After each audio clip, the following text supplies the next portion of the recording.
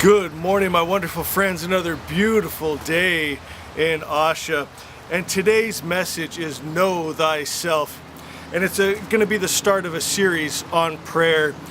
Do you have things going on in your life that only God can fix? Do you have struggles in your marriage, at the workplace? Do you get overwhelmed by just looking around and observing the world from negative people or the news and thinking, what can I possibly do? And by the end of this short series, you're going to realize nothing is impossible for you. You can live a divine life in divine health, peace, and protection. And it starts with knowing yourself. We must first know, we all know life is, or we cannot realize or think that we are. But we do think, speak, and feel, so we must be. We live, we are conscious of life, so we must be life, and life must be conscious. It reasons we must have come from life and consciousness. So our first realization we've got to come to is that life is, and life is conscious. Something cannot proceed from nothing. We know that's impossible. So how do things come from life, and how do things we see come from things that we do not see? Things we see must be real because we're seeing them.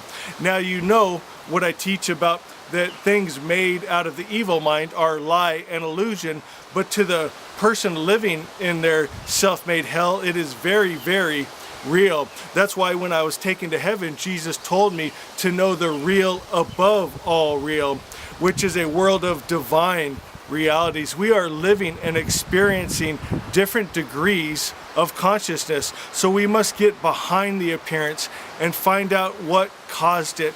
We are living in a world of realities. Whatever we have experienced is a reality to us, so how do we create a higher reality? Look at the original word. Look at God. And as God knows himself as perfect perfection, bliss, love, peace, joy, that's what manifests. A perfect creator creates perfect things by just seeing himself. And that's why as he knows himself, he creates out of that, and we are created in his image. So when we find our true identity, that we are one with God, we are love, peace, joy, protection, provision, and we will start to create out of that. As our spiritual world is made straight, our material world is brought into order. In Asha 5, it says, as the wise Lord is perfect, so his idea of creation is perfect. This is called Asha truth. This idea of truth is the very spirit of God. It is the true vision of God's ideal existence. It is the real above all real, the highest truth, creation in perfect harmony. Praise God. You want your world in perfect harmony? Know thyself.